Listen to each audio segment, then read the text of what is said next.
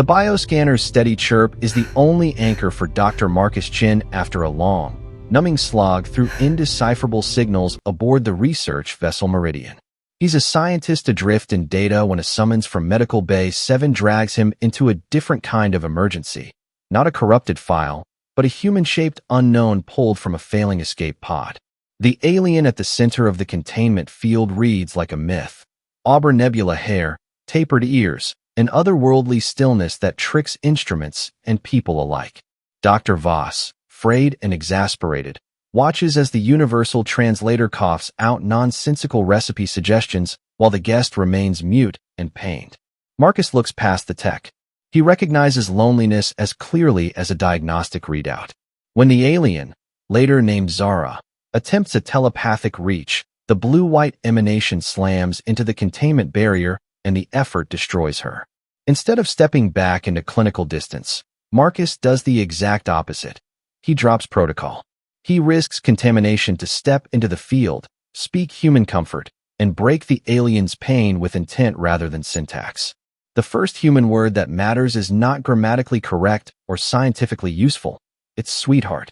The reaction is immediate and physical. The alien's expression softens, ears flush a deep rose, and she begs, "Say it again."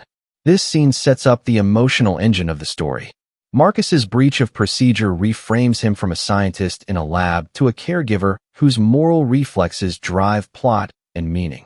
Zara's reaction tells us 2 essential things. Her species' telepathic architecture is ill-adapted to human-style direct kindness, and she has been punished by her hive mind for deviating from emotional norms. The dialogue that follows, Zara identifying herself as part of a harmonic convergence and admitting she fled to avoid forced realignment, layers world building into the emotional core. The medical bay becomes a crucible where scientific curiosity and moral courage meet, and the story's tone shifts from sterile procedural to intimate study of what it means to feel. The seed of romance is planted here, but it's rooted in cultural risk. One word dismantles a lifetime of programming, and that simple human reach creates consequences that will grow into rebellion, sacrifice, and transformation. Once safety and basic trust are established, the medical bay becomes a hands-on classroom for what humans call feeling. Marcus trades latex gloves for a role he never expected, teacher of the illogical. Zara, who grew up in a civilization where partnerships are biologically assigned and emotion is a malfunction to be excised, starts her education in the most mundane of human joys, pancakes and waffles. These culinary lessons are comic on the surface, but the deeper lessons are about spontaneity, preference, humor, and choice. Zara's delight in syrup and confusion over engineering marvels, like waffles, acts as a charming shorthand for cultural translation. The alien mind learns to map subjective value on a sensory experience. This section builds the characters through small, intimate beats. Marcus's patience and gentle explanations show how a scientist's empirical curiosity can pivot into affectionate mentorship. He's not just collecting data. He's ferrying someone into a different ontology of being. Zara reciprocates with openness and the slow, startling discovery of selfhood. She explains her people's chilling norm. Emotions are diagnosed and forcibly corrected, the eraser of the self. Her escape in a stolen pod reframes her as both criminal and refugee, and it clarifies the stakes. Her capacity for feeling marks her for erasure by her culture. To love is literal danger. Plot momentum arrives through escalating proof that their bond is more than novelty. The ship's gravity systems fail, turning the botanical bay into a zero-G jungle. Instead of chaos tearing them apart, the environment reacts to their emotional resonance. Bioluminescent plants pulse, hum, and physically part to grant the pair passage past carnivorous flora. This surreal sequence externalizes the inner truth the story has been teaching. Emotion isn't an error. It can be an active force in the world. The plant's matchmaker-like behavior confirms the couple's connection and gives Marcus crucial evidence that Zara's feelings are real, mutual, and powerful. The slice of life lessons and the crisis in the garden together cement a tone of wonder mixed with risk. Affection blooms amid structural threat. The idol shatters when an administrative armada arrives. Coordinator Vex, and the hive mind demand Zara's immediate return for neural realignment. The ultimatum is an existential threat: 6 hours to submit or face annihilation. This is the first moment where private feeling collides with cosmic enforcement. Marcus is primed to mount a desperate defense, willing to oppose an armada for one life. But Zara, shaped both by her cultural logic and the human lessons of agency, proposes a plan that reframes sacrifice into subversion. She will fake the erasure. Rather than engage in futile conflict, Zara suggests voluntary neural suppression, a controlled, medically induced state that will present as brain death to alien scanners. The gambit is elegant and terrifying. She will appear compliant, a broken unit, and therefore be discarded by her collective, yet the plan preserves her soul in the hands of humans. The risk is absolute. If restoration fails, Zara will be lost to static forever. The medical bay becomes a theater of tension and tenderness. Moments are stolen.